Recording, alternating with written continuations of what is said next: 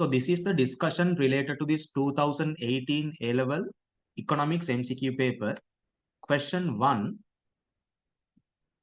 Which of the following statements is a normative statement? So this is from the normative statements and positive statements. So we will first look at the note related to the positive statements and normative statement. Then you can easily find the answer for this question.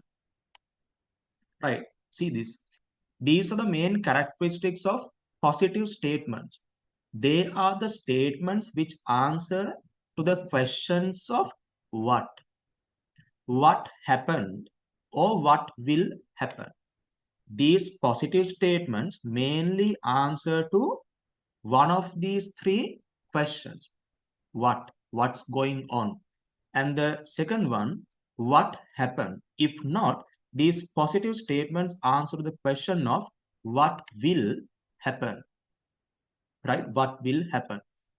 And the other main characteristic related to positive statements is they are objective statements and you can test them easily. So that's a second main characteristic. And on the other side, we get normative statements, and these are the statements that answer to the question of what should exist.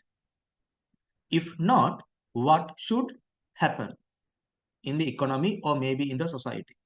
And these statements, the second quality of these normative statements is these statements are based on personal views, personal beliefs, or maybe they are based on traditions. In simple terms, they are the opinions that are developed based on personal views, beliefs, and traditions.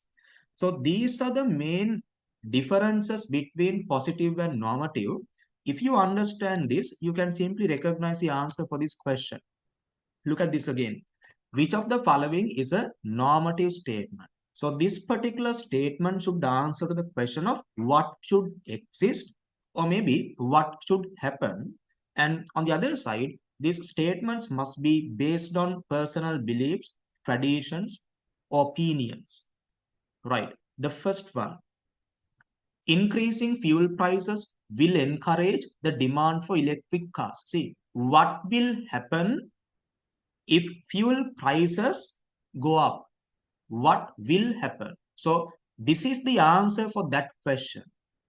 So that this we recognize as a positive statement, not a normative statement.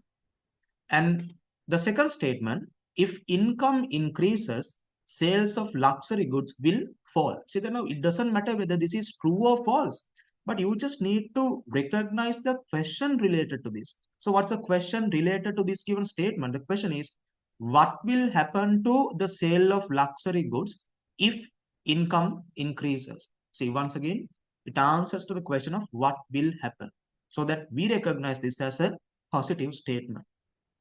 The third one, as laptop prices fall, people will buy more of them. See, again, it answers to the same question. What will happen to the demand of laptops if the prices decrease?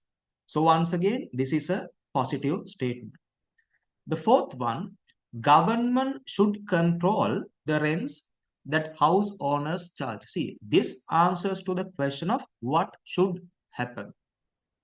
The question is what should happen, and the answer is government should control the rents that house owners charge. So that is just one way of looking at this thing, right? This answers to the question of what should happen, so that this is a normative statement. On the other side, if you look at this one, this is someone's personal opinion, right? Belief. So even on that side, you can recognize this to be a normative statement. And the fifth one, the quantity demanded of a good is inversely related to the changes in its price. So what is the relationship between quantity demanded and the price? So that's the question related to that. What is the relationship? So once again, this is a positive statement. So that the answer for this question 1 is this fourth one. Right. The second one, which one of the following is an example of land as a factor of production? So what are the 4 factors of production. We get land, labor, capital, entrepreneurship. So this is the first one there in the list. And how do we define land? These are the natural resources that are used in the production process, right? So the fundamental quality of land resources is they must be natural. And the other thing, these natural resources should be used in the production process, right? So we'll try to recognize the, the answer with those two qualities. The first one, Magampura Harbour is a man-made production resource. So we recognize this to be a part of capital, not as a part of land. Southern Expressway is also man-made. So that is again capital. Victoria Dam is also man-made. So that is a part of capital. Ambevela, see that now. This is obviously man-made and it's a part of capital. And then this Pasikuda beach is a natural resource and we use that when providing tourism related services. So that this is the example given here for land. So answer for the second one is the fifth one. The third one, which one of the following is always true if an economy operating on its production possibilities frontier? See, the economy right now, the economy is operating on the PPC. So let's say that on this side we get the good X and here we get the good Y, right? So if the economy is operating on the PPC, we discussed this even in the last A-level paper, 2017 A-level paper. So in this given situation, the economy has achieved these two. What are the two? Full employment of resources, and on the other side, the economy has even achieved full production. So a situation where the economy achieves full employment and full production, we just recognize as productive efficiency, right? Productive efficiency. And also, these are just general things. They may not be related to this question, but I'm just telling you so that you can learn those things and you can revise, right? So if the economy is operating on the PPC, it can't increase the production of one good without sacrificing the production of the other good. So these are the things that we should know related to this given situation. I mean, if the economy is operating at a point on the PPC, අපි mainly ඔය ටික දැනගන්න ඕන. Right. So we will select the answer for this one. So it says the one that is always true if the economy is operating on its PPC. The first one, it must be a free market economy. See that now? It doesn't matter. I mean, the economic system is not a consideration. If the economy operates at a point on the PPC, these things must be true. This is not something necessary for the economy to operate on the PPC. Second one, it must be a command economy. So it's the same story, right? Economic system, it is irrelevant when it comes to operating on the PPC. The third one, its resources are fully employed. See, I told you, the fundamental thing, if the economy is operating at a point on the PPC, the fundamental requirement is the economy should achieve both full employment and full production. So that this has to be 100% true. The fourth one, it has achieved production efficiency, but impossible to achieve allocative efficiency. See that now? The first part is correct. If the economy is operating at a point on the PPC, as we discussed here, the economy should have achieved productive efficiency. But the second part of the statement, it says it's impossible to achieve no. At a point on the PPC, the economy will be able to achieve this allocative efficiency. So how do we recognize that point at which the allocative efficiency is achieved? That is the point at which marginal benefit is equal to the marginal cost. If not, in simple terms, we say that is the point at which price is equal to marginal cost. And that is just one way of defining this allocative efficiency.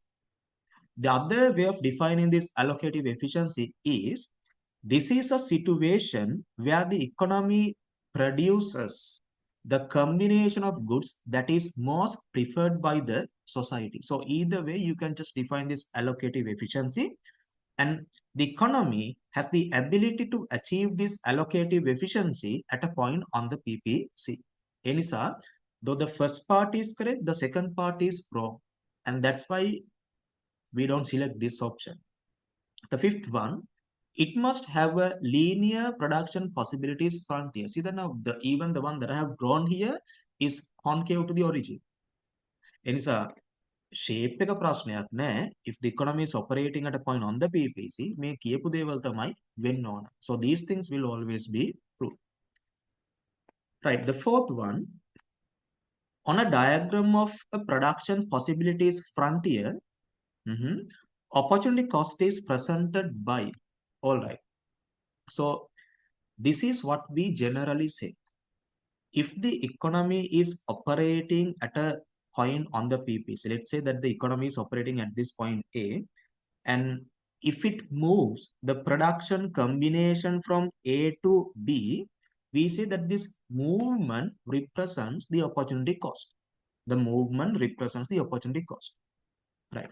So the best thing is to draw a straight line PPC. So for the time being, imagine that I'm drawing this straight line PPC and the economy is moving from point A to point B. So when the economy moves from one point on the PPC to another point again on the PPC, we say economy faces opportunity cost. So imagine that on this side, we get this good X and here we get the good Y. Right. So this movement is the opportunity cost. So what if I ask a specific question? What if I ask you to calculate the opportunity cost of producing good X in this given situation? What would be the equation you apply? You would apply the equation delta Y divided by delta X. So this is how you find the opportunity cost of producing good X. So delta Y will be the difference between these two output levels, and then delta X will be the difference between these two output levels. So this is delta Y and then this is delta X. See, this is the equation of calculating opportunity cost of producing good X. So if you remember this O-level mathematics, what's this equation? Delta Y over delta X, what's that equation? That's the equation of calculating the slope of this line. That's the equation of calculating the slope of this line, which means, right, which means opportunity cost must be same as the slope of the line. If so, what has to be the answer for this given question? The first option says opportunity cost is presented by the slope of the production possibility frontier, which is 100% true. Because the equation that we use to calculate the opportunity cost is the same equation that you used to calculate the slope of a straight line in your O-level times. So that is 100% true then. The second one, a point inside the PPC, see that now, a point inside the PPC, if the production point is inside the PPC, this simply indicates unemployment of resources. Even this could indicate underemployment or maybe discrimination, right? So the problem is, if the resources are unemployed right now, there won't be any opportunity cost in that given economy if it increases the production of one or maybe both goods. ඇයි අපි එහෙම කියන්නේ? දැන් point එක ඇතුලේ තියෙනවා නම් it represents unemployment. ඒතර මම කියනවා unemployed නම් resources, there should not be any opportunity cost. Why is that?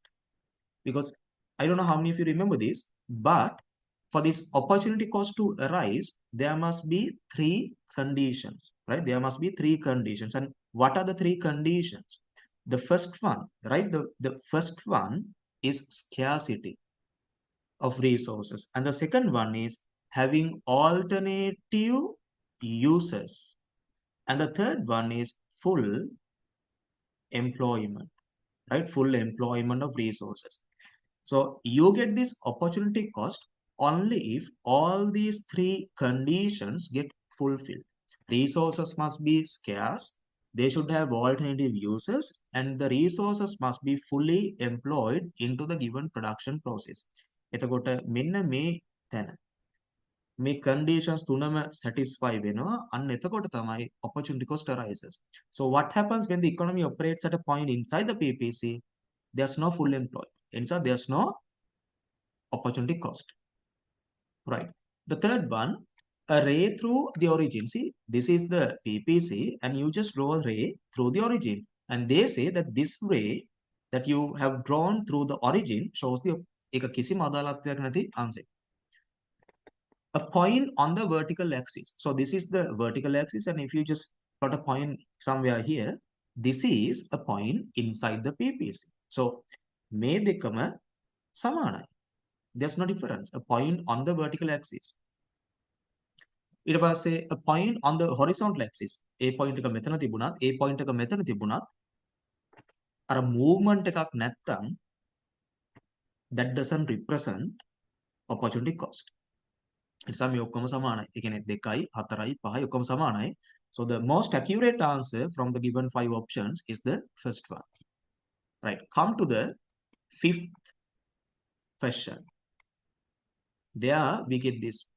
Which of the following is necessary for the well-functioning of capitalist economy but not in a command economy? So simply whatever the answer that you are going to select must be related to the capitalist economies, and it should not be a quality related to command economies. Clear? So the first one, centralized decision making is a characteristic related to command economies. Scarcity of resources is a characteristic related to both these economies. That is something common to any economy. So ඒක answer එකක් වෙන්න බෑ. And having monopolies is really bad in a capitalist economy. Right? And the fourth one, protection of property rights. See that now, protection of property right and the private property ownership and incentives being based on self-interest, these are the main characteristics, right? These are the main characteristics of capitalist economies. So this has to be the answer. So what do we mean by this protection of private property rights? See, for a given property, right, you get the ownership. Now, for example, if this is a piece of land owned by you, right, you will receive a deed for this land. And if this is your car, if this is your vehicle in general, you will receive a certification of registration, CR. ඔන්න ඕකට තමයි අපි කියන්නේ protection of private property rights කියලා. කියන්නේ you are the owner of this given land and the entire society obeys that. I mean, entire society accepts that. Why? Because you get the deed, and in the deed it's clearly mentioned that this land is owned by this particular person, and in the vehicle CR clearly it states that this is the owner of this vehicle. So this is the protection of private property rights. So nobody else can come and stay here because this is your land. Nobody else can come and take your vehicle because this is your vehicle. Everyone accepts that. So that is the protection of private property rights, and that is a must for the well-functioning of capitalist economies. Because in capitalist economies, all the factors of production are owned by the private sector, all the business firms are owned by the private sector.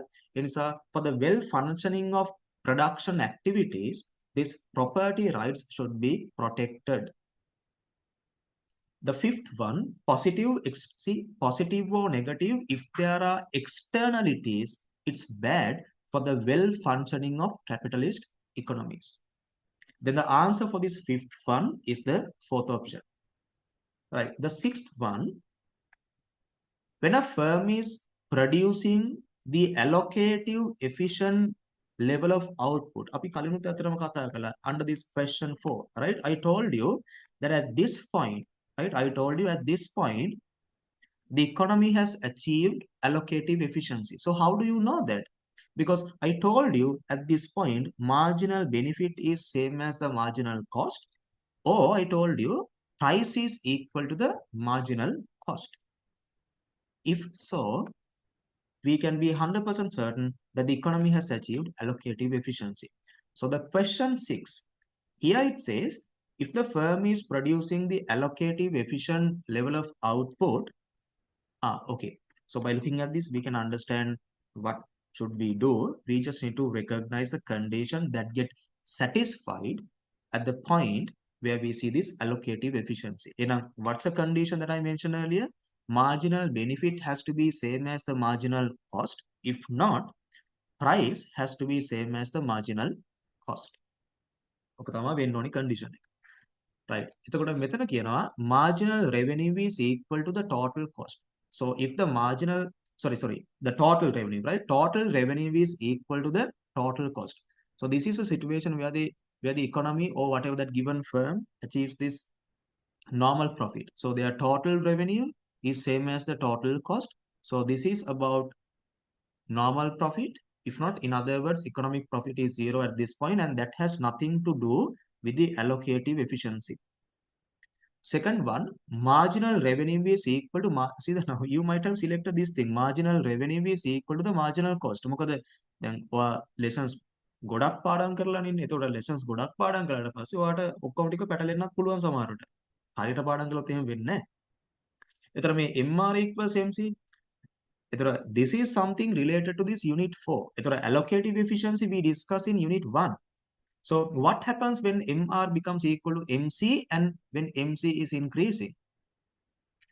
That point we recognize as the profit maximizing point or the level of output of a firm that is operating in the perfectly competitive market structure. Again, that has nothing to do with this allocative efficiency. And the third one, marginal revenue. Okay, MR, marginal revenue is greater than the marginal cost. See that now, if MR, wait, this is MC and this is MR.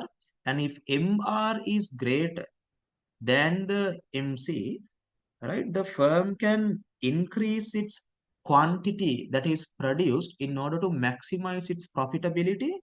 And again, that has nothing to do with the allocative efficiency. The fourth one, it says price is equal to the average total cost. If price is equal to the average total cost, වෙන එකම දේ මෙන්න මේ දේ. වෙන එකම දේ මෙන්න මේ දේ. Which means again the firm earns normal profits. If not, economic profit is zero.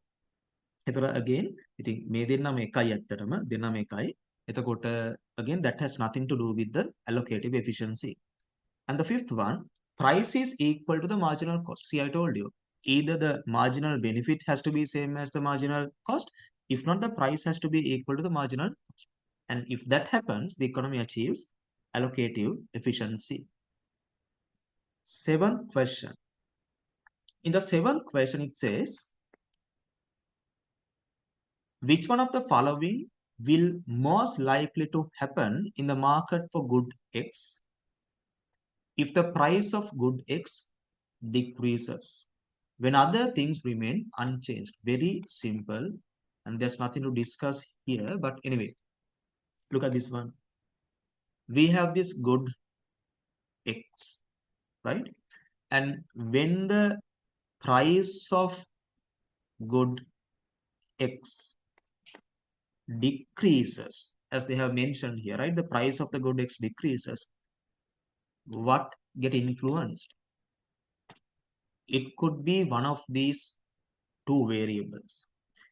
If price of the good decreases, the quantity demanded of the good X can increase due to law of demand. When other factors remain constant, right, during a given period of time, when other factors remain constant, if the price of the considered good decreases, the quantity demanded of the good should increase due to the law of demand. If not, when the price of the good X decreases, the quantity supplied of the same good can increase due to the law of supply, right? Due to the law of supply. ඔය දෙකේ එකක් තමයි වෙන්න පුළුවන් වෙන කිසිම දෙයක් වෙන්න බෑ සහ අනිත් එක දැන් මම මේකේ එකක් අරගෙන ඩිස්කස් කළොත් ඒ කියන්නේ මේ ඩිමාන්ඩ් පැත්තෙන් මම මේ කතා කළොත් එහෙම we know that there are various factors that would affect the demand. So what are these factors? Price of the considered good, and then the prices of related goods, the consumer's income, consumer's taste, future price expectations, and then the number of consumers, and then other factors. So if the price of the good X, right, this is with regard to demand, if the price of the good X changes, we say quantity demanded changes, right? But if price remains constant and if one of these factors change, we say that it will change the whole demand, not the quantity demanded. ඉතින් ඔය ටිකක් මතක තියාගන්න. ඕක supply වලට දාලා කිව්වත් ඔච්චරම තමයි. එතකොට change of the price of the considered good will change the quantity supplied, and when the price remains same, and if any other factor that would affect the supply, if that changes, what gets changed on the other side? The entire supply changes, not the quantity supply. ඔය වගේ කතා කරන්න පුළුවන්. හරි. එතකොට දැන් අපි මේකේ ආංශික බලනවා නම් ඔය ටික ඔළුවේ තියාගත්තොත් ඇති. So look at this one. Which one of the following will most likely to happen in the market for good X if the price of the good X decreases? You know, we have only two options. Either the quantity demanded should increase, right? The quantity demanded should increase. If not, the quantity supplied, my mistake, right? This has to be on the other side due to the positive relationship. Sorry about that. Due to the positive relationship between P and Q base, this should decrease. My mistake. Okay. So, ඔන්න ඔය දෙකෙන් එකක් තමයි වෙන්න ඕන. right? ඔය දෙකෙන් එකක් තමයි වෙන්න ඕන. එහෙනම් මොකද්ද කතන්දරේ? The supply of the good X will increase, the demand of the good X will increase, the demand of the C. This talks about the supply, this talks about the demand, this again talks about the demand. See, when the price changes, as we discussed, nothing happens to the demand and nothing happens to the supply. Nothing happens to demand or supply. If something happens, that happens to the quantity demanded or it happens to the quantity supplied. ඔක තමයි කතන්දරේ. Right. ඒ නිසා මේ එකාංශ එකක්වත් ගන්න බෑ. The fourth one, it says the quantity demanded for good X will increase. See, when the price drops due to the negative relationship that exists between P and QD, the quantity demanded will increase, and that's 100% true. The quantity supplied for the good X, no, it should decrease. Due to the positive relationship between P and Q base, it should decrease. This is again wrong. So the answer for this question 7 is the fourth one. Right. The eighth question.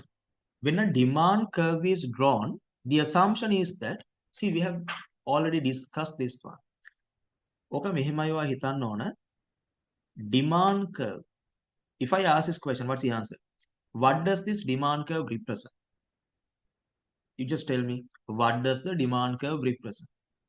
Demand curve represents the law of demand. Demand curve represents the law of demand. And if so, when constructing this demand curve, if it represents the law of demand, we make 4 assumptions with regard to that law of demand. Right? We make 4 assumptions with regard to the law of demand. So what are the 4 assumptions that we make when developing the or when defining this law of demand? The first one, we say that we consider a period of time. We consider a period of time. The second one, we say that we consider the behavior of a rational consumer. We consider the behavior of a rational consumer. The third assumption, we consider a normal good. And the fourth assumption, we assume that only price changes, but other factors remain constant. Other factors remain constant. And when I say other factors remain constant, I'm referring to these factors. Only price can change, but all these other factors, the prices of the related goods, the consumer's income, taste, future price expectations, number of consumers, and the other factors, they all should remain constant. So these are the four assumptions that we make when defining the law of demand. And if demand curve represents the law of demand, we just need to do the same set of assumptions even there, right? If so, let's recognize the correct option. It's easy now, right? The first one, quantity demanded always increases as price falls. See that now? So this is how you need to think about this thing. As per the law of demand, QD will increase when price falls. Have I always because there are exemptions, right? There are exemptions to the law of demand. ඒක පැත්තකින් දාමුකෝ. අපි මේක දැක්කේ නැහැ කියලා හිතමුකෝ. Right. Quantity demanded දැක්කේ නැහැ නෙමෙයි මේක මෙතන නැහැ කියලා හිතන්නකෝ. Quantity demanded increases as price falls. So this is true with regard to the law of demand. But the problem, the question asks us to recognize the assumptions that are made when drawing this demand curve. So though this is true in general, this is not one assumption that we make when drawing the demand curve. So that's why you can't select this to be the answer, right? This is not the answer for the question, though the statement is somewhat true. Somewhat true කියලා කියන්න හේතුව, it's not always, right, true. ඒකයි. Under the four assumptions, this is always true. But under the four assumptions, if you are not considering a normal good, I mean, for example, if you are considering a Veblen good or if you are considering a given good, and this is not true. හැබැයි මෙතන කතන්දරේ තියෙන්නේ මේ statement එක true not false උනත් අපිට කිසිම අදාළත්වයක් නැහැ මේක. මොකද හේතුව this is not one of the assumptions that we make. And so we can simply ignore this thing. The quantity demanded always decreases. අර මම කිව්වේ මේක true not false උනත් අදාළත්වයක් නැහැ because that is not one of the assumptions. Third one, changes in price do not influence. See then view දැන් ඔයාලා කවුරු හරි මේක සිලෙක්ට් කරලා දෙනවා නම් ඇත්තටම ලොකු අවුලක් තියෙනවා. හරිද? ඒ කියන්නේ you are constructing a demand curve and when constructing a demand curve you don't make assumptions related to the supply. So this is again not relevant. Fourth one, price elasticity of demand does not vary along the, see, the first thing we should understand that this is wrong, but even if this is correct, this is again not one of the assumptions that we make. So that is again irrelevant. The fifth one, factors affecting demand remain constant other than price. And that is the fourth assumption that we make when defining the law of demand or when drawing the demand curve to represent that law of demand. So this is the only assumption that they have mentioned. So this is the answer for this question 8. Right, very simple. Okay, let's move to the 9th one. But before that, we'll send these to the other side. Right, look at the 9th question. It says, in the market for a good, yeah, the supply equation given as this and the demand equation is given as this. Then a change in the product tax on the good makes the supply equation QS equals minus 36 plus P. So previously the supply equation is this, but the government has imposed a tax, which is, we can understand this has to be a unit tax. So after imposing this unit tax, the supply equation changes this way. And then the question is, how will the change in the tax affect equilibrium price? See, there's nothing to do. මේ economics කරන හැමෝම දන්න එකම දේ තමයි, හැමෝම දන්න කියන්නේ හැමෝම දන්න ගොඩක් දේවල් තියෙනවා. නමුත් හැමෝම දන්න දේවල් වලින් ප්‍රධානම එකක් තමයි ඔය equilibrium price හොයන එක සහ equilibrium quantity හොයන එක. එතකොට ඒක ලොකු දෙයක් නෙමෙයි.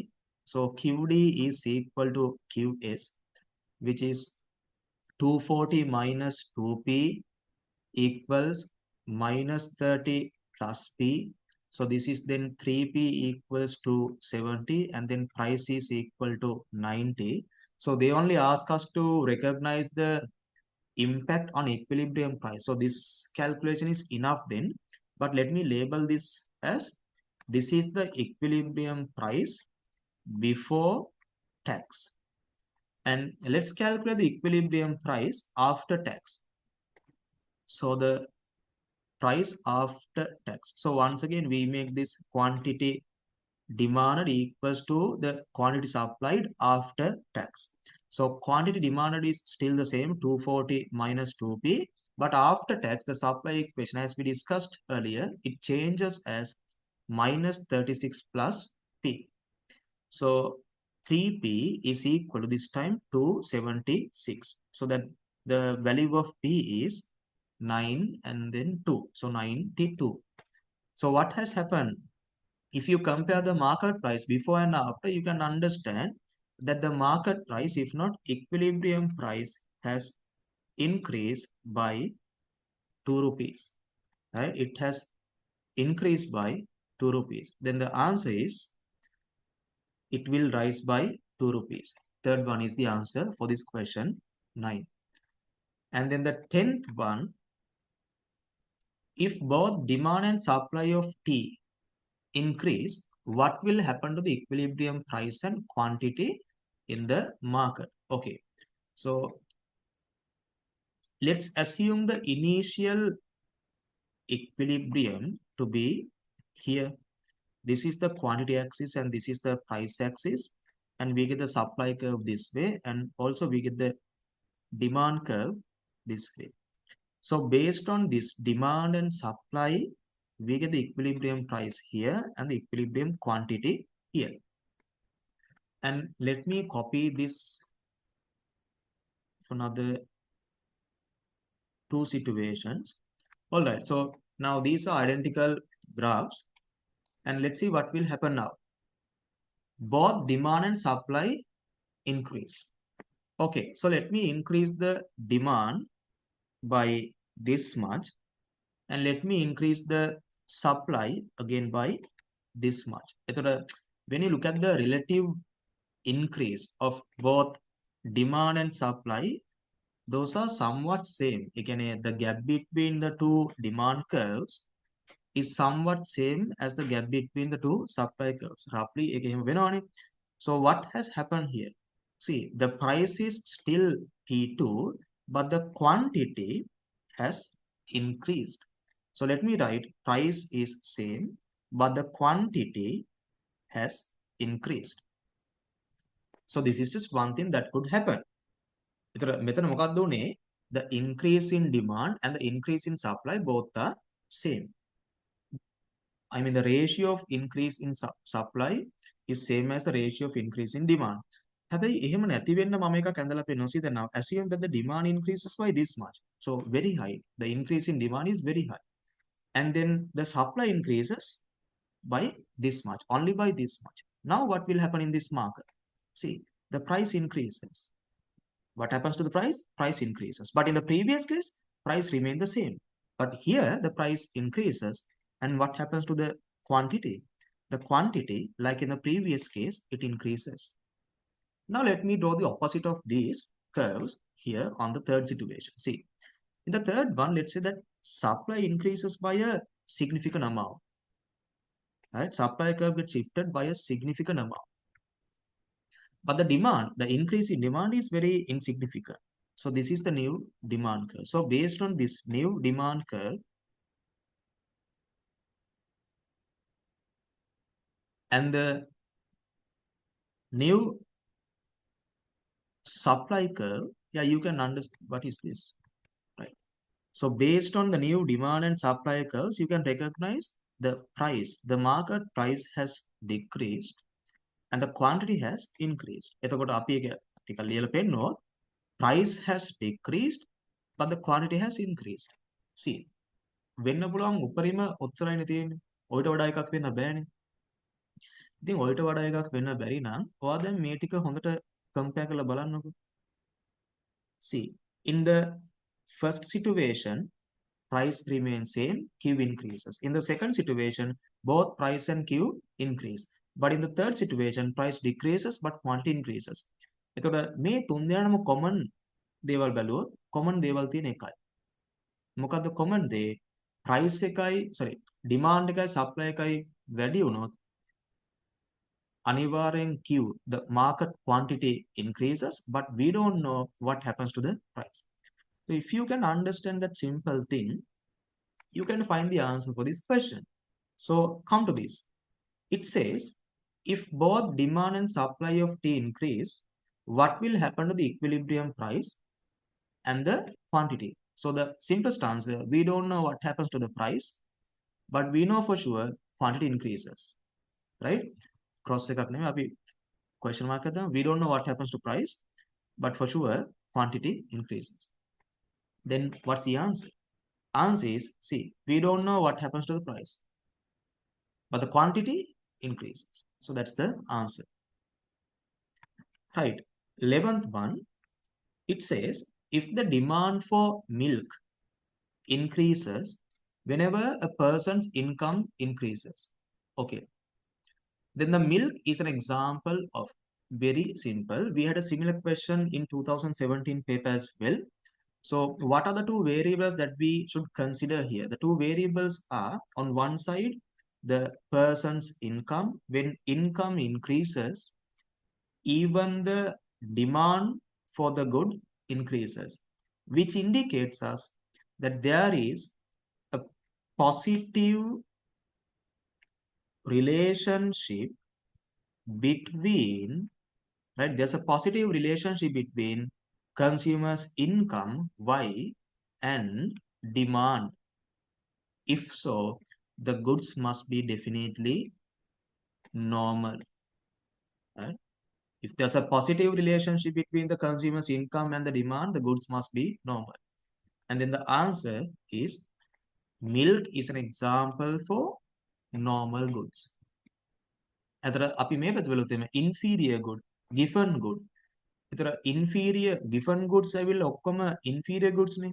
එතකොට if they are inferior goods, there's a negative relationship. What is it? There's a negative relationship.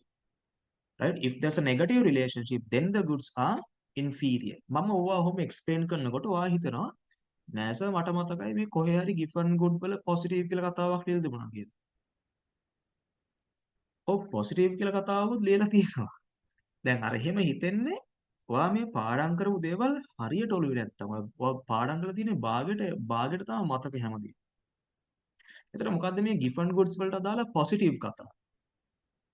When it comes to given goods, we said that there is a positive relationship between price and the quantity demanded. But earlier I just told you that there is a negative relationship between the consumer's income and the demand. So in the two situations, we consider two different variables, right? Here, when it comes to given goods, since they are a type of inferior goods, there is a negative relationship between consumers' income and the demand. That's true.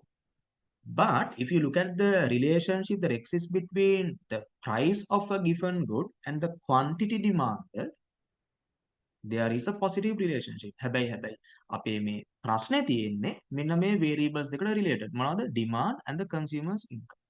එතකොට if there's a positive relationship between demand and the consumer's income, the goods are always normal. හරි. එතකොට දැන් ඔය අනිත් දේවල් එක්ක අපිට තියෙන ප්‍රශ්නේ තමයි මේක free good එකක්ද නැද්ද කියලා බලනකොට we don't care the relationship that exists between demand and the personal income. එතන merit good එකක් අපි classify කරනකොටත් අපි මේවා base කරගෙන නෙමෙයි අපි ඒවා classify කරන්නේ. ඉතින් ඒ නිසා මේවා irrelevant ගන්න හිතන්න ඕනේ නැහැ ඉතින්. හිතන්න ඕනේ නැහැ. 12th one. Assume that the demand for a certain firm's product is perfectly inelastic. Okay, wait. Let me send all these other calculations to the other side. Okay, look at this one now. Assume that the demand for a certain firm's product is perfectly inelastic. Okay, what will be the effect on the firm's revenue if the firm increases its price by 6%? Asida now. The water maker that come mukada matak වෙන්නේ. Huh? The maker that come price increases by 6%. Growth rates are given. The price has grown. The price has increased by 6%. Now you can apply this growth rate rule. Right? Growth rate rule. So what is a growth rate rule? That the demand is perfectly inelastic. It doesn't matter how much of a change happens in price. Nothing happens to the quantity demand. ඊට පස්සේ අනිත් පැත්තෙන් ඒගොල්ලෝ කතා කරනවා firms revenue. ඊට පස්සේ ඒගොල්ලෝ කතා කරනවා price. So if you take these three variables and if you just think about the relationship that exists among these three variables, simply this is the relationship. Firms revenue has to be same as the multiplication of price into quantity that they sell. A ඕකනේ revenue එක හොයන equation එක. එතකොට if the question gives you the increased amounts, the growth percentages, you can apply the growth rate rule. එතන මම හැමතිස්සෙම කියන්නේ මොකද්ද? If you apply the growth rate rule, ඔයා හිතන්න ඔයා මේ equation එක log වලට convert කරන වැඩේ තමයි වෙන්නේ කියලා. එහෙමනම් so let me write percentage increase. Let me write properly. Percentage change in revenue has to be same as the percentage change in price. See, in log, multiplication becomes addition, right? Percentage change in price plus, okay, percentage change in quantity demanded. That's the growth rate rule. What a percentage is there? What are my equations? Memo log වලට convert කරගන්න පුළුවන්. එහෙනම් දැන් ඒගොල්ලෝ අහන්නේ if price increases by 6%, and if there's a perfectly inelastic demand, see, if there's a perfectly inelastic demand, if price increases by 6%, what happens to the percentage change of quantity demanded? Nothing happens. The quantity demanded will not change by any given percentage. So that is just zero.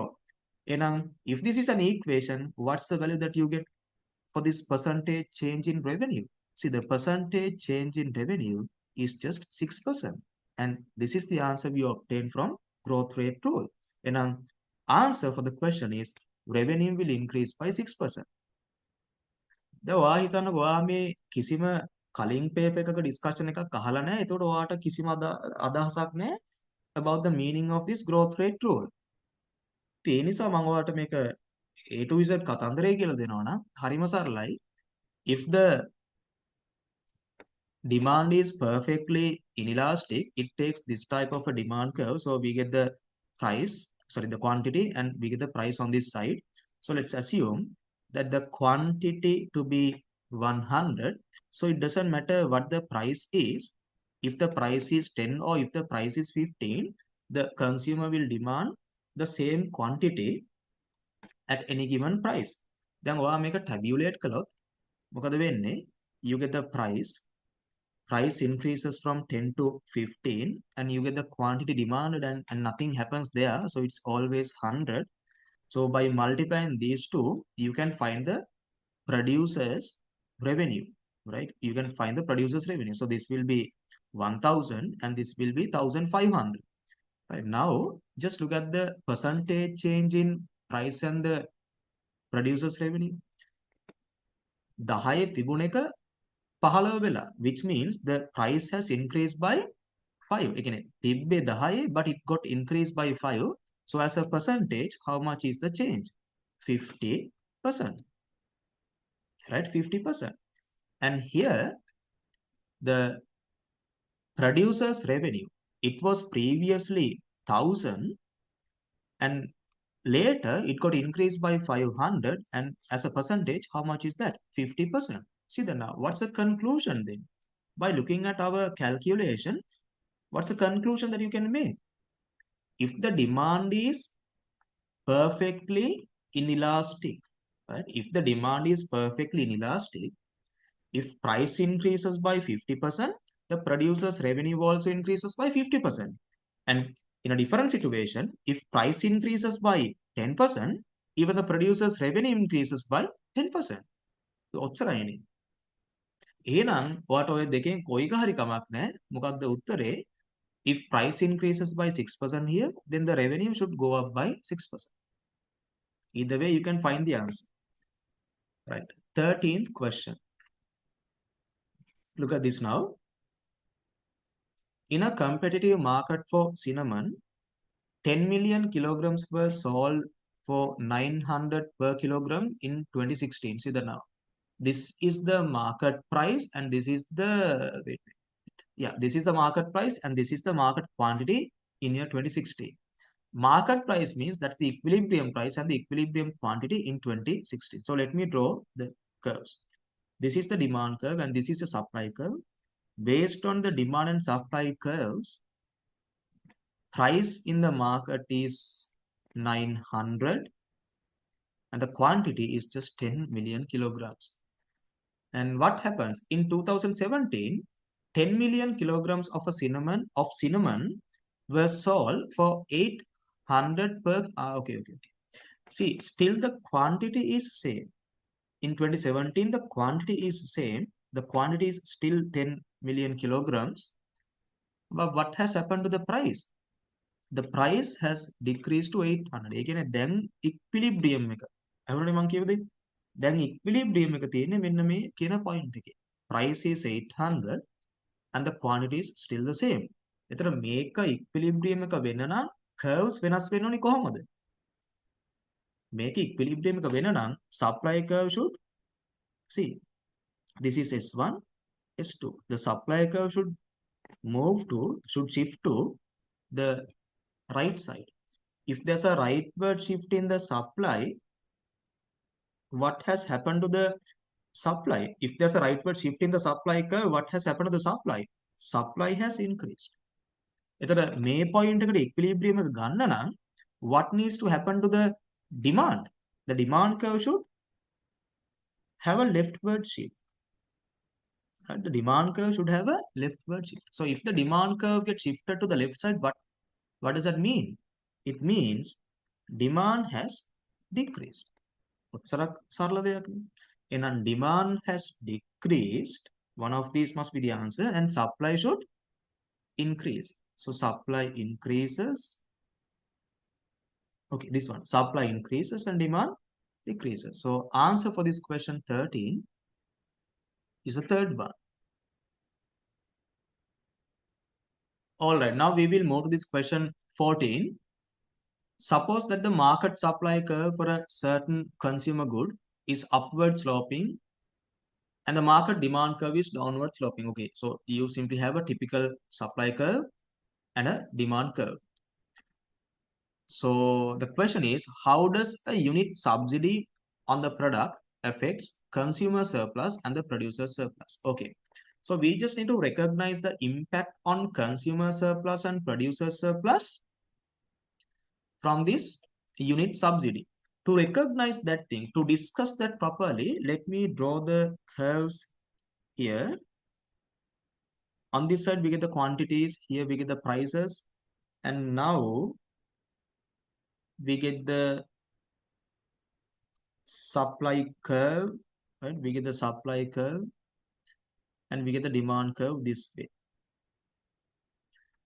Okay, so this is our initial supply curve and this is our demand curve.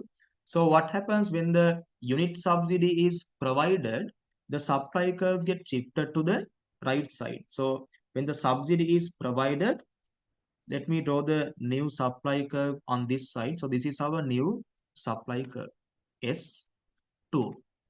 Right, now we will label the regions. Right, so you first tell me what are these points? What are these points? First tell me that. See, what are these points? Let me zoom this in. Okay, now this is visible. So this I recognize as the equilibrium price before the unit tax, right? So let's write here, that is EP before unit subsidy, right? Unit subsidy. This is the equilibrium price before unit subsidy. And P1, what's that? This is the equilibrium price, right? That's the equilibrium price after unit subsidy. And what's this P3? This is the price received by producer after subsidy. After subsidy. So what does that mean? It means after the subsidy, the market price drops to P1, right? The market price drops to P1. But though the market price drops to P1, the government pays the producer a unit tax, sorry, a unit subsidy. The amount of subsidy is always equal to the gap between the two supply curves. මෙතන තියෙන gap එක සහ මේ දෙන්න අතර තියෙන gap එක always same. ඉතින් ඒ නිසා මෙයාට market එකෙන් මෙච්චරක් හම්බ වෙනකොට the government pays him this much. Right? The government pays him this much. So that in his pocket, for each unit that he supplies, he receives a price of P3. Right. So once you recognize the regions properly, okay, wait. Once you recognize the points properly, let's label these regions. This is the region A, and this is the region A, and this is B, this is C, this is D, we have E, we have F, we have G, and then we have H, and this is enough. Right. So if you can label the regions this way, we can have the discussion now. So this is the discussion related to the impact on consumer surplus and the producer surplus after providing the subsidy. So this is the situation before subsidy, and this is the situation after subsidy. Right? This is the situation after subsidy, and let me write change here. So how do we recognize a consumer surplus? As I always tell you, consumer surplus is the region below the demand curve, above the market price, up to the quantity traded in the market. So if you look at the situation before the subsidy, right, the region below the demand curve is this entire region below the demand. But that has to be also the region above the market price. So before the subsidy, the market price was P2. So this has to be the region below the demand curve, and at the same time that has to be the region above the market price up to the quantity traded in the market. See, now this is the quantity traded in the market. So which region satisfies all these three conditions? That has to be the region below the demand curve, above the market price, up to the quantity traded in the market. So that region is given by A and B. And how do we recognize a producer's surplus? It is always the region, right, above the initial supply curve, below the price received by the producer, up to the quantity traded in the market. So if it is the region above the initial supply curve, so this is the initial supply curve, so that has to be the region above this, but it has to be also the region below the price received by the producer. So before the subsidy, this was the price received by the producer. And supply curve එකට උඩ මෙන්න මේ line එකට යට up to the quantity traded in the market. So this is the quantity traded in the market before the subsidy. And that region is presented by the letters G and H. And then let's look at the situation after subsidy. So after the subsidy, again, be careful now. consumer surplus මම කියන එකේ වෙනසක් වෙන්නේ නැහැ. හැබැයි points වල වෙනසක් වෙනවා. So how do we recognize the consumer surplus again?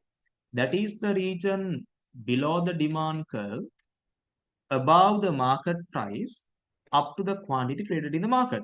So after the unit subsidy, the market price is just P1. So above this, below the demand curve, up to the quantity traded in the market after the subsidy. So after subsidy, this is the quantity traded in the market. So that has to be the region presented by this triangle. So if I label them, that is the region presented by A, B, E, F, G. A, B, E, F, G, right? So A, B, E, F, G, yes. And what's a producer surplus? කියන දේ වෙනසක් වෙන්නේ නැහැ. Producer surplus is the region above the initial supply curve, below the price received by the producer, up to the quantity traded in the market. See, above the initial supply curve, right? Above the initial supply curve, below the price received by the producer. So what's the price received by the producer? That is this P3. Below this price, above this supply curve, up to the quantity traded in the market. So this is the quantity traded in the market. So which region shows that? See, this thing, this triangle shows the region related to all those three conditions. එහෙනම් අපි දැන් ලියනවා BCGH. BCGH. So let's recognize the change now. AB is common. So the consumer surplus has increased by EFG. Again, GH is common. So that the producer surplus has increased by B and C. See what has happened? After the subsidy, the consumer surplus has increased, even the producer surplus has increased. ඕක තමයි impact එක. එහෙනම් look at this now. Consumer surplus increases, producer surplus also increases. Then the answer is the third one. For the question 14, answer is the third one. Look at this 15th one now. It says, suppose the market demand and supply curves for a product sold in a competitive market are represented by the following equations. Okay, we get the equations. And the question is asking the price elasticity of demand at the market equilibrium. At the market equilibrium, which means you need to apply point PED. මොකද අහන්නේ PED at a given price. Right. So what's the equation? So to calculate the PED this time, we can use this equation. PED equals, since the value B in the demand curve is visible, we can write B multiplied by P over QD. That is the equation. So B is -4 into, see, now we have a little problem. So what's a little problem? We don't know the equilibrium price and we don't know the equilibrium quantity. ඉතින් අර මම එවලෙත් කිව්වේ ඕක තමයි ඉකෝන් කරන ළමයෙක්ට පුළුවන්, හැම ළමයාටම පුළුවන් දේවල් වලින් ප්‍රධානම එක to find the equilibrium price. ඉතින් ඒ නිසා QD equals QS, 160 minus 4P equals -20 plus 2P. So this is 6P and this is 180. So the price is 30. Right? Price is 30. Yeah, price is 30. And when the price is 30, if P equals 30, let's find QD. Let's find QD. So QD equals 160 minus 4 times P, which is 160 minus 4 times 30. 4 times 30 is 140. So 160 minus, sorry, 3 times 4 times 30 is 120. So 160 minus 120 is 40, right? So you write price is 30 and the quantity demanded is 40. So the answer is -3, right? You can cut this one with this so that the answer has to be -3. So the answer is here, fourth option, right? So before we move to the 16th one, we'll send all these to the other side. Okay, now look at this one, 16th question. Assume that a firm uses only one variable input in the short run production process, if the firm is experiencing diminishing returns, which of the following is true as more of the variable input is used? Okay. So before we look at the answers, let me show you the definition of this diminishing marginal returns. Right now, look at this. I showed you these two definitions in 2017 paper discussion as well. So anyway, so we have two approaches to define this diminishing marginal returns. The first approach is the production approach. The other one is a cost approach.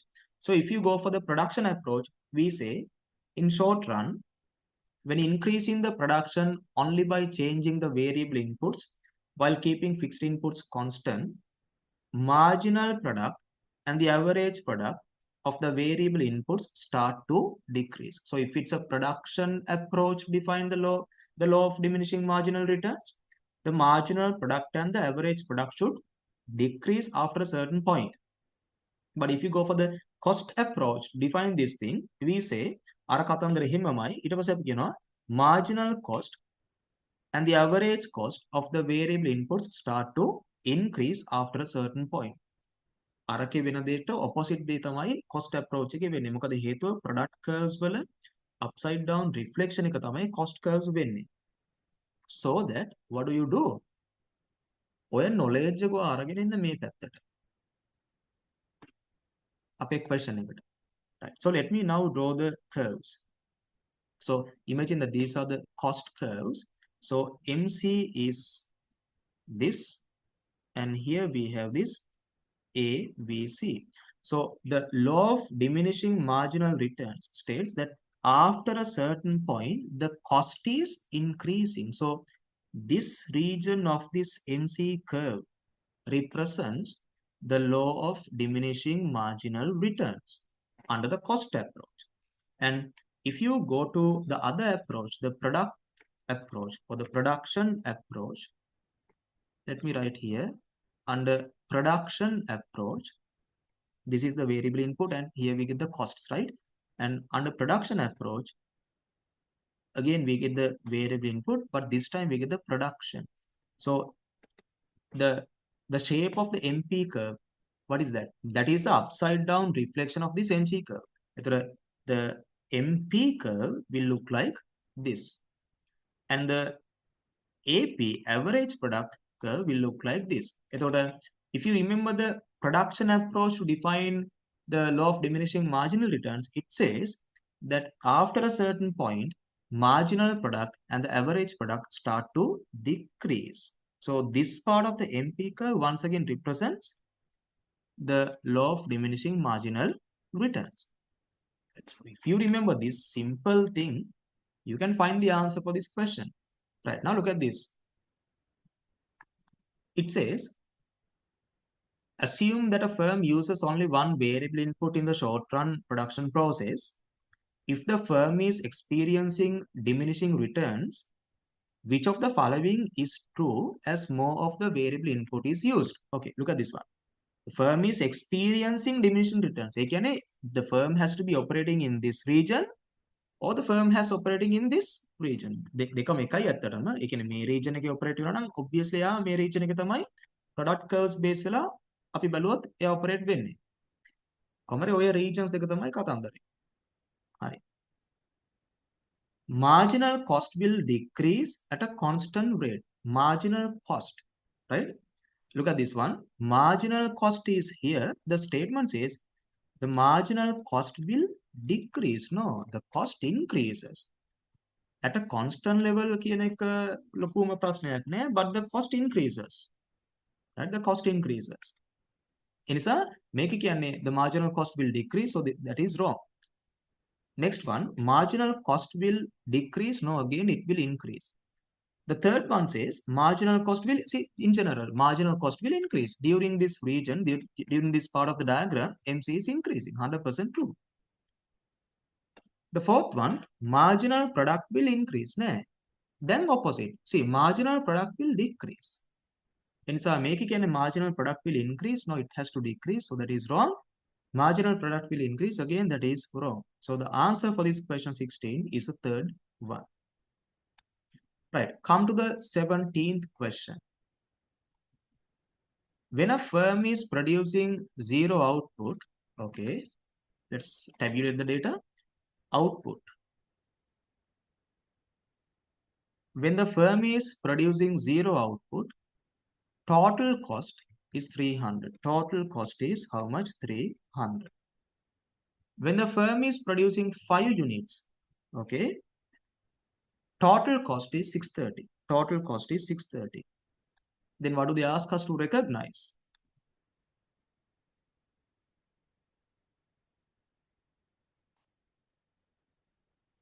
Look at this now. What is the average variable cost of producing 5 units of output? මේවා සිරාටම ගති කියන්නේ ගති කියලා කියන්නේ මේව මාර ලේසි අර mathematics base වෙලා තියෙන දේවල්. ඉතින් මේමයි. Now you know when, let me write, when output, right, when output is 0, when output is 0, they have given us the total cost, right? And I believe that you all know that this total cost we derive taking the total of total variable cost and the total fixed cost and the total variable cost. So that's how we derive the total cost. That is one point. The other point that you should have in your mind is, if the output is 0, there should not be any variable cost, because if output is 0, variable cost should be 0 because it's variable. I mean, the cost varies based on the output and it starts from 0. Enisa, if the total cost is given to us as 300 in this situation when the output is 0, what equation එක develop කළොත් ඔයා දන්නවා මෙතන එක දෙයක් 100% sure. මොකද්ද? ඒ දන්න එක දේ තමයි TFC plus, then total cost is anyway given to us as 300, and TFC, let's assume that you don't know that. අපි දන්නවා, but let's assume so. අපි දන්න හොඳටම දන්න දේ තමයි TVC is 0. If TVC is 0, or then prove වෙනවා TFC has to be then 300. Right? TFC has to be 300. ඔක සරලයිනේ. හැබැයි අර දෙකව දැනගෙන ඉන්න ඕනේ. මොකද්ද? TC is TFC plus TVC. That is one thing. The second thing is when the output is 0, there should not be any variable cost, so that is 0, so that the total cost consists of only total fixed cost, so that we can find the total fixed cost to be 300. ඔන්න දැන් ඔයා ඒ දේවල් දෙක දන්නවා නම් ඔයාට TFC හොයාගන්න පුළුවන්. දැන් ඔයා තුන්වෙනි දේ දැනගන්න ඕනේ. මොකද්ද? තුන්වෙනි දේ තමයි in the short run, right, this total fixed cost remains same at any given output level. It doesn't matter whether the firm produces 0, 10, 15, 5,000, 10,000. The fixed cost always remains same. ඒක නිසා තමයි ඉතින් අපි එකට fixed කියන වචනේ පාවිච්චි කරන්නේ. Right. So if the output is 5, again, right, the total cost is given to us as 630. එතකොට you start writing this equation out. The total cost is 630, and even this total cost we just take as a total of TFC and TVC. Then අපි දන්න දේ මොකක්ද? අපි දන්න දේ තමයි, it doesn't matter how many units they produce, the fixed cost remains same. එනිසා even in this case the fixed cost will be 300. අපි නොදන්න දේ මොකක්ද? Total variable cost. So using this equation you can find the total variable cost, that is 630 minus 300, answer is 330. So we found total variable cost. Then they ask us to find the average variable cost. This is like nothing now, right? So how do we find the average variable cost?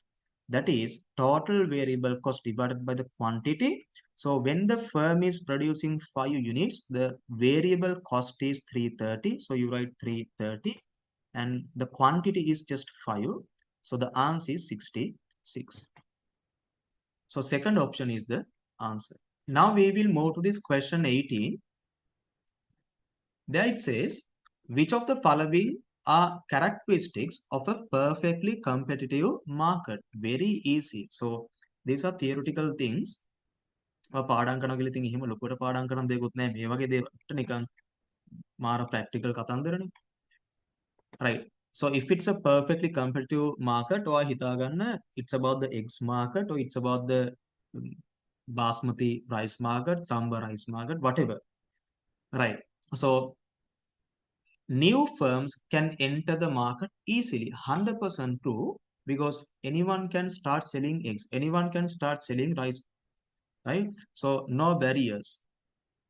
No barriers. 100% true. The second statement, there is no product differentiation. Yes, it's true. When it comes to eggs market, all eggs look same. So the products are homogeneous. There's no differentiation. Even this is 100% true. C, the market demand curve is perfectly elastic. Then okay, if it's a perfectly competitive market structure, මොකක් හරි එකක් perfectly elastic කියලා ලියලා තිබ්බා. එහෙම මදි. මොකක්ද perfectly elastic කියලා ලියලා තිබුණේ කියලා ඔළුවේ තියෙන්න ඕන. මොකක්ද දැන් එහෙම perfectly elastic කියලා ලියලා තිබුණේ? The demand curve faced by one firm, right? The demand curve faced by one firm in the industry has a perfectly elastic shape. So this is the quantity and this is the price. This is the demand faced by one firm. Right? This is the demand faced by one firm. How does the firm get this demand? Hope you remember, right? The firm get this demand curve based on the market demand and the market supply. See, based on the market supply and the market demand curve, the price get decided at this level 20, let's say 20. If so, the firm becomes a price taker. So they have a demand for any given unit if they sell the good at a price of 20. This is the market demand and the market supply. See, look at this one. The market demand curve. Look at the shape of the market demand curve. It's a typical downward sloping demand curve, which is not perfectly elastic. හැබැයි මේක හරි ගස්සන්න තිබුණා. ඒගොල්ලෝ මෙහෙම කිව්වනා. The demand curve faced by one firm in the industry is perfectly elastic. That is then 100% true. But this given one is false. Right. D, the supply curve of an individual firm. What is it? Okay, the supply curve of an individual firm in the market is perfectly elastic. අර මොකක් හරි එකක් perfectly elastic කියලා වගේ ඔළුවේ තිබුණා නම් ඔයාට මේකත් හරියනවා මේකත් හරි. ඒතර ඔක්කොම හරිද? ඉතින් ඒ නිසා හරියන්නේ නැහැ. දැන් මොකක්ද මේ කියන්නේ? This is about the supply curve faced by an individual firm. හැබැයි මේකත් හදන්න තිබුණා මෙහෙම. The demand curve කියලා වෙනස් කළා නම් demand curve of an individual firm in the market is perfectly elastic, 100% true. But let me explain the shape of the supply curve of an individual firm in the perfectly elastic, sorry, in the perfectly competitive market. What think මතකයි ඉතින් අපි මේ දැන් චුට්ටකට කතා කළා. So this is the MC curve, and somewhere here you get the minimum point of ABC. So the part of the MC curve which is above the minimum point of ABC becomes the supply curve of a firm that is operating in the perfectly competitive market. එතකොට ඒකේ shape එක perfectly elastic ද නෑ. That is a typical supply curve which slopes upward from left to right. එතන මේකත් වැරදි. එහෙනම් we have only two correct statements, that is A and B. So this is the answer. Right, we'll move to this question 19 now. In question 19 it says, at the current level of output of a perfectly competitive firm, marginal cost is 80. So let me write MC is 80. The average variable cost is 50. Average variable cost is how much? That's 50. Average fixed cost. Average fixed cost is 30. So that come up to there. The total of these two has to be the average total cost. And how much is that? The average total cost is 80. එතකොට පොඩි දෙයක් වුණා නේද? Average total cost is 80, MC is 80. මේ දෙක equal වුණා. ඒත් එකම the product price is also, see that now, even the price is 80. Then අපිට නිකන් අමුතු දෙයක් තේරෙනවද? Price is 60, average total cost is, price is 80, average total cost is 80, even the MC is 80. එතකොට එක පැත්තෙන් බලුවම price is same as MC, අනිත් පැත්තෙන් බලුවට පස්සේ price is same as ATC. වෙන්න ඕනේ ඔක්කොම ටික වෙලා තියෙනවා වගේ නිකන් පොඩි feeling එකක් එනවා. Right. Now, which of the following statements is true for this given firm? Okay, we will read the given options. Economic profit is 0. Economic profit is negative. Economic, see that now. It talks about the economic profit. Right? It talks about the economic profit. So, let me give you a certain set of rules for you to decide whether the firm is operating with an economic profit or not. Rules කියලා කියන්නේ, yeah, they are the rules. එතකොට you should have discussed these rules in this part of the lesson. Wait, I'll show you the note first before I give you the rules. So this is the theory part related to this question: behavior of a firm in a perfectly competitive market structure within the short run. See, the firm may earn supernormal profits, and then we say the firm may earn normal profit, or the firm may earn supernormal losses. Are the situations tonight? Either they earn supernormal profit or just normal profit, if not supernormal losses. එතන conditions වගේක් තියෙනවා. ඒව තමයි rules කියලා මම කිව්වේ. Look at this one. Right. If the firm is earning supernormal profit, what needs to happen? The total revenue should be greater than the total cost. If not, the price of the good has to be greater than the average total cost. So, in the second situation, if the firm is earning just normal profit, what should happen? The total revenue must be equal to the total cost. And on the other side, the price of the product has to be same as the average total cost. ඔය ටික තමයි වෙන්න ඕන. ඉතින් අර ඒ වගේ ටිකක් මම දැන් ඔයාලට දෙන්නම්. ඔයාලට මතක තියාගන්න මේ වගේ question එකකදී. Right. So let me write here in a different color pen. Let's write if the first situation. What's the first situation? If total revenue is greater than the total cost. If not, as you saw there in the note, if the price of the product is greater than the average total cost, what should happen? There will be positive economic profit. Let me write, there will be a positive economic profit. Positive economic profit means simply supernormal profit.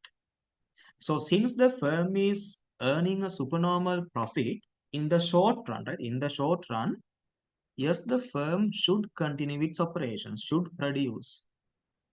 Let me write should produce, should continue producing. This is the first thing. And the second possible scenario is that's where the total revenue becomes equal to the total cost. However, make average values වලින් බලුවොත් එහෙම, then what will happen? The average revenue, if not the price, should be same as the average total cost. එතකොට මොකද වෙන්නේ? The economic profit is not a positive, again, that is zero, not a value greater than zero. Economic profit is zero. If not, we recognize this situation as earning normal profit, not supernormal profit, just normal profit. So once again, since there are normal profits, the firm should engage in production. Right. The third situation, that's where, be careful now, that's where the firm's total revenue is greater than the total variable cost, but it's lower than the total cost. Now the firm is not earning an economic profit. මොකද මෙතනට වෙනකොටම economic profit එක earn කරන්නේ නැහැ. That is zero නේ. Right? There's no economic profit, but let's recognize situation as a supernormal loss, but still, should they continue producing? Should they continue producing? මේක අනිත් පැත්ත මම ලියුවේ නැතරම මේක අනිත් පැත්ත තමයි average values පැත්තෙන් බැලුවොත් එහෙම the price has to be greater than the average variable cost, or it has to be, not or, the price has to be greater than the average variable cost, and the price has to be less than the average total cost. Now the firm is earning supernormal loss, but still, should they continue the production? Yes, the firm should continue the production. The reason, they are earning something higher than their total variable cost. So they have a surplus. Just to produce the product, it takes only 3 rupees, but they earn rupees 5. So this gap, the balance, this surplus, they can use to cover their fixed cost. Yes, the firm should continue operations. And the fourth situation here is, right, in the fourth situation, this is a situation where the firm is unable to cover at least their total variable cost. This is a loss, and in this situation, the firm should not produce, should shut down operations. So, මේක තමයි rules. මේක තමයි rules set එක. එතකොට දැන් අපි බලමු මේ කියන කතන්දරේ මොකක්ද මේ වෙලා තියෙන්නේ, මොන වගේ profit එකක්ද තියෙන්නේ කියලා. මොකද the entire set of options talk about the economic profit. එතකොට අපි බලමු whether this is zero, negative, positive ඕන එකක් වෙන්නේ මොකක්ද කියලා බලමු. Right, so by looking at this thing, the first point that you need to understand is, in all these rules, I have given you two approaches. Either you can check the economic profit from TRTC approach, otherwise, you can check it. You can check whether the firm is operating. I forgot this one. This has to be A, V, C being greater than P, right? දෙකම තියෙනවා, right? එතකොට හැමතැනම දැන් ඔන්න දෙකක් දීලා තියෙනවා. එතකොට ප්‍රශ්නේ තියෙන්නේ, in this question you can't apply the first approach, right? In this question you can apply the first approach. Why? මොකද to find the total revenue, you need the total quantity they produce. එහෙම නැත්නම් total revenues and costs should be given to us directly. But in this one, they don't mention the level of output, right? They don't mention the level of output, so that we can't apply this first set of rules. But still we can apply the second set of rules. So see, in the second set of rules, it says if the price is greater than the average total cost, the firm is earning supernormal profit. But if the price is same as the average total cost, that's just normal profit. And if price falls between AVC and ATC, that's a supernormal loss, but still the firm should continue operations. But if price is lower than the AVC, the firm should shut down the operations. එහෙනම් දැන් අපි බලමු මේකේ මොකද වෙන්නේ කියලා. See, price, that's 80, and we'll try to compare that with ATC. ATC, even ATC is 80. See that now. The two are equal. The two are equal in the second situation. If so, the firm must be earning just normal profit, which means the economic profit is zero, right? Economic profit is zero. So that's the answer. That's the answer. Look at this now. Economic profit is zero, yes, true, because marginal revenue MR is equal to P is equal to marginal cost. That is the problem. Right? That is a problem. See, the first part is true. Economic profit is zero. හැබැයි ඔයා එහෙම කිව්වේ මොන දෙක compare කළාද? ඔයා එහෙම කියනකොට ඔයා price and MC the compare කළේ නැත්නම් price and ATC the compare කළේ? You compared price and ATC. ඒකයි. The conclusion is correct. Profit is zero. Economic profit is zero. But the reason is wrong. Well, reason is wrong. So that you can't select this to be the answer. This is true, but the second part is wrong. So that the whole statement is false.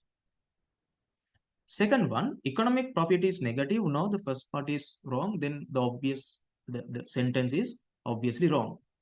Economic profit is positive. No, there's no positive economic profit. That is wrong then. Economic profit is negative. No, wrong. Economic profit is zero. Yes, yes, yes. Because price is equal to average total cost. Yes, those are the two variables you compare to recognize the amount of economic profit that the firm is earning. So these two are equal, so that you concluded the economic profit is 0. So this is the answer for this question 19. Easy. Right, the next one, 20. In which one of the following market structures do firms recognize their mutual interdependence? See, mutual interdependence මේවා theory ඉතින් ඔයාලට මට වෙනස් කරලා හිතලා බලලා මොකුත් කරන්න දෙයක් නැහැ. ඉතින් හිතන්න දෙයක්වත් නැහැ. නෝට් එකේ තියෙනවා. එතකොට interdependency නැත්නම් the firms get rely on each other in the oligopoly market, not in any other market structure. In the perfect competition, මේ පැත්තේ බිත්තර විකුණන කෙනා අර පැත්තේ බිත්තර විකුණන කෙනා එක්ක connection එකක් නැහැ නේ. They just act independently, but somehow they just take the market price. ඉතින් ඒකෙදි විතරයි ඒගොල්ලෝ market එක දිහා බලන්නේ. අනිත් තැන්වලදී market එක මුකුත් බලන්නේ නැහැ. එනවා යනවා ඕන වෙලාවට එනවා එපා වෙලාවට යනවා කිසිම interdependency ගතියක් නැහැ. monopoly වල ඉතින් interdependency වෙන්න ඉතින් dependency එකක් තියෙන දෙකක් තියෙන එක in monopoly දෙකක් නැහැ එකයිනේ තියෙන්නේ. natural monopoly වල ඇත්තටම එහෙම කිසිම කතාවක් නැහැ. කියන්නේ interdependency නෙමෙයි natural monopoly එකක් අරයිස් වුණාම පොරත් එක්ක අනිත් හැමෝම තරහයි. මොකද හේතුව this firm, due to the natural monopoly, the firm has the ability to provide the good for the lowest possible price in the market. ඉතින් ඒතකොට interdependency එකක් නෙමෙයි තියෙන්නේ. අර පොඩි firms ඔක්කොම මේ firm එකත් එක්ක තරහ පොඩි ප්‍රශ්නයක් තමයි තියෙන්නේ. They are not interdependent. And in monopolistic ඒවා හිනානේ. එතකොට දැන් monopolistic competition වල do we see interdependency in hotels, in restaurants, right, in tuition? See, එතකොට this is totally wrong. Perfect competition එකේ කතන්දරේ නෑ. So yeah, first one is the answer. Okay, 21. It says for an economy consisting of households and business firms only. Okay, this has to be a simple economy then. Which of the following is consistent with the circular flow of income? Okay, if I just draw a circular flow of income here, on one side we can draw households and on the other side we have business firms. So we have households and business firms. And then households provide factors, and in return business firms provide factor income, and this income they use to spend on goods and services. So expenditure on goods, and in return business firms provide goods and services to households, goods and services, right? Okay, so if you know this, you will be able to find the answer, right? Look at this one. First one, households are producers for goods and services. Households are producers. See that now ඒකට ඇත්තටම අපිට මේක ඕනෙත් නැහැ. That's obviously wrong. Households are not engaging in production. Business firms engage in production. So the first part is wrong, then the entire thing is wrong. Households are users of productive resources. See that now. But let me show you the other part of this thing. The first part is wrong, and then it says business firms are consumers of productive resources. That is correct, right? But the entire thing, when you take the two together, that's wrong. First part is wrong, the second part is true, but the entire thing is wrong. Households are the users of productive resources. No, they are the users of goods and services. And households are the suppliers of productive resources. So first part is wrong. Business firms are sources of savings. This is somewhat true. They have a certain saving, but the first part is wrong. Households are suppliers of productive resources. Yes, true. Business firms are producers of goods and services. 100% true. The two parts are true, so that the entire sentence is true. Answer for this question 21 is 3. And then the fourth one, business firms are collectors of taxes. No, the collector of the taxes must be the government, but if it's a simple economy, there's no government involved. So, wrong. Business firms are suppliers of productive resources. No, the households are the suppliers of productive resources. Right. Question 22. Which of the following statements defines the gross domestic product? All right. But before we discuss that, let's send this one to the other side. Now look at this one, 22. Which one correctly defines the GDP? Okay. Total quantity of output produced by an economy in a given period of time. Okay. The problem is, see, this is based on the output approach because they talk about the output. So in the output approach, let me write output approach. In this output approach, we divide the output into two, right? On one side, we get the final goods, and on the other side, we get the intermediary goods. Intermediary goods. And according to the output approach, the total production of the final goods, only the final goods, we just recognize as the GDP. So we don't consider this. But the problem with this statement is it says the total quantity of output produced. So when they say the total quantity, they must be referring to the quantity of final goods and the intermediate goods. So we don't consider both. We only consider final goods. That's why this is wrong. The second statement, the total market value of all output produced by an economy in a given time period. See, they talk about the market value, the market prices, which means this must be based on the expenditure approach. Right? The second thing has to be based on expenditure approach. So let me write expenditure approach. Again, in the expenditure approach also, we divide the expenditure into two. It's the expenditure on final goods and the expenditure on intermediate goods. And these expenditure on final goods, only this part we recognize as the GDP in the expenditure approach. The නිසා the මේ statement එක කියන්නේ again the total market value of all output. When they say all output, again they must be referring to the total of expenditure on final goods and intermediate goods, which is again wrong. The third one, it says the total market value of all, see that now this time they are specific. Total market value of all final goods and services produced by an economy in a given ඒකම තමයි මමත් මෙච්චරලා කී හිටියේ.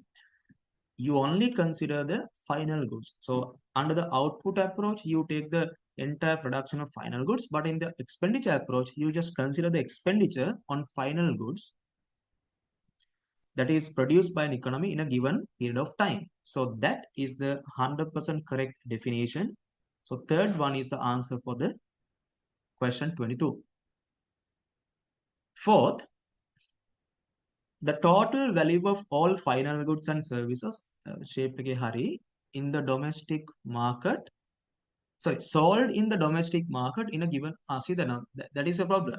Then under the expenditure approach, how do we find this thing under the expenditure approach? We say that this GDP is equal to the total of consumption expenditure, investment expenditure, government purchases, and net exports. The total of these, right? The total of these is the total value of final goods and services sold in the domestic market. A මේ ටික. එතකොට net exports තියෙනවනේ equation එකේ. ඒක නෑ කියන්න බෑනේ. එතකොට this is the amount of final goods sold in foreign markets. මේ part කියන්නේ foreign markets වල sold in foreign markets. හැබැයි here they just say that when calculating the GDP under the expenditure approach, They say that you only consider the goods and services, the final goods and services sold in the domestic market, which is wrong. Domestically produced, but not sold in the domestic market. Right? So that's why this is wrong. Fifth one, the total market value of all final goods and services produced by an economy minus the market value of final goods and services exported to exported a part noni. So if you cut this last part of the sentence is true, but this given one is again false. Right. Now we'll move to this question 23. What is not included in the measurement of gross national income? Okay, so when calculating this gross national income, which one you should ignore? The first one, financial benefits paid to, be careful, paid to the unemployed. Not to the employed people, but the financial benefits paid to the unemployed. So these are simply the transfers, right? These are simply the transfer incomes. And in the income approach, we divide the income into two mainly. The first one is earned income, the other one is the transfer income. So we only consider the earned income when calculating the gross national income. So let me show you the theory part related to that. That will be very much clearer to you then. So look at this. So this is the calculation of GDP under the income approach. And here we say income generated in an economy can be classified into two: earned income. The other one is unearned income, if not transfer income. And below the transfer income, I have mentioned transfer income do not generate new value additions to the economy. It was said, hence transfer income are not included in the calculation of GDP. Simple, right? So we need to ignore this transfer income when calculating gross national income. So the answer is the first one. But we will go through the other options as well. Dividends paid to shareholders, profit earned retained by the companies, rent paid to landlords, and the property income paid to resource owners. All of these we consider under the income approach. Wait, I'll show you. So under the income approach, we recognize this to be the primary income, and primary income we categorize into four. And if you go to this net gross operating surplus, under that you get all those previously provided income sources. See, the rent income is there, right? Dividends paid to shareholders is here. Retained profits is here. Mixed income, they are here. So all these other incomes you should consider when calculating the GNI, but not the first one. Right. Come to this question 24 now. Assume that a hypothetical economy contains only three industries. Industry A using imported inputs of rupees 30 million to produce an output sold for rupees 100 million to industry B. Industry B using no imports sells part of its output to industry C for 300 million and exports goods to a foreign country for 60 million. Industry C uses 30 million of imported inputs and sells 500 millions of its output to final consumers. Okay. Then what is the gross domestic product of this economy? Okay, so this must be based on, by looking at the data, you can understand that this is based on the output approach. And in the output approach also, you have two methods to find this GDP. The first one is final value method. The other one is the value added method.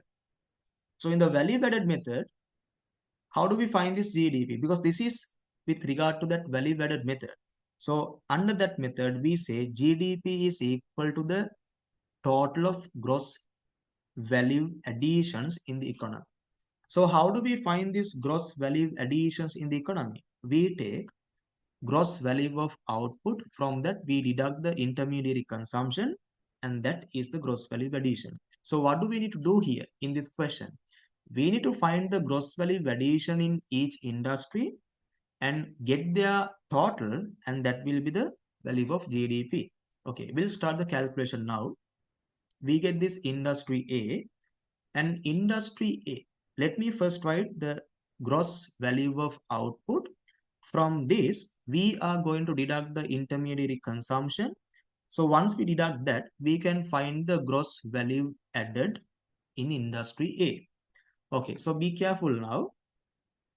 Let's find the gross value of output in industry A. Industry A using imported inputs of rupees 30 million to produce an output sold for rupees 100 million. So the gross value of output has to be this 100 then, because this is their value of the production. And to produce this, to generate this value, they used this much of intermediary goods. So their value, the intermediary consumption is 30. So when I deduct intermediary consumption from gross value added, I get from gross value of output, I get the gross value added. So that the gross value added here is 70. And industry B, be careful now. In industry B, then අපි දන්නවා, if there are only 3 industries for this entire economy, right? And if this industry A sells its output to industry B, right? The intermediate consumption of industry B has to be the amount of goods that they purchase from industry A. එනිසා ඒගොල්ලන්ගේ intermediate consumption එක තියෙන්න ඕන 100. අපි දැන් අපි බලමු කියවල. Industry B using no imports. Okay, so they haven't made any imports. Sells part of its output to industry C for rupees 300 million. Okay, for the time being, the gross value of output is 300 million. But not only that, the question says, even they export goods to a foreign country and the value is 60. See the now. Their gross value of output, we need to calculate by taking the total of these. They sell a part of the production to industry C and the other part they export. And so the total value that they have created in the economy has to be the total of these two, 360. But when it comes to intermediary consumption, they haven't made any imports. Our industry A වලින් ගත්ත amount එක විතරමයි තියෙන්නේ. So that's their intermediary consumption. So when calculating the gross value added for this industry B, you take this 360 as the gross value of output. From that, you deduct this 100 so that the gross value added will be 260. Right. ඊට පස්සේ we look at the story of industry C. Then අපි දන්න දේ මොකද්ද? අපි දන්න දේ තමයි industry B sold 300 worth output to industry C. So they must be using these as intermediary consumption to produce their output. Right? So we'll read the question now. After writing this 300 there, we'll read this now. It says, Industry C uses 30 million imported inputs. Okay. They use 30 million imported inputs and sells 500 millions of its output to final consumer. So which means the gross value of output has to be 500, 30 import කළා. හැබැයි obviously අපි දන්නවා import කරපු part එක විතරක් නෙමෙයි, the industry B sold its output to industry C. එනිසා even this 300 should be here as a part of intermediary consumption. Now, how do we find the gross value added in industry C? We take the gross value of output as 500. From that, we deduct the total of intermediary consumption, which is 330. So here the answer is 500 minus 330 is 170. Right, that's 170. Right, so this is the GVA of each industry. And what happens if you take the total of these three values, that total has to be equal to GDP, right, under the output approach, right, under output approach. Right, so how much is the total of these three? Let's find it quickly. So 70 plus 260 plus 170, that's 500. So that's the output. So how much is the, sorry, what's the answer? Second one is the answer. Easy. Right, now we move to question 25. In question 25, as income level increases from 5,000 to 10,000, consumption expenditure increases from 7,000 to 11,000. The marginal propensity to consume is equal to. Okay, so how do we find this marginal propensity to consume? The simplest equation is delta C divided by delta Y. So the change that happens in consumption is how much? See, consumption expenditure increases from 7,000 to 11,000, which means the change is just 4,000. And what's the change that happens in income level? Income increases from 5,000 to 10,000. So we have a change of 5,000. When you divide 4 by 5, answer is 0.8. So that for question 25, first one is the answer.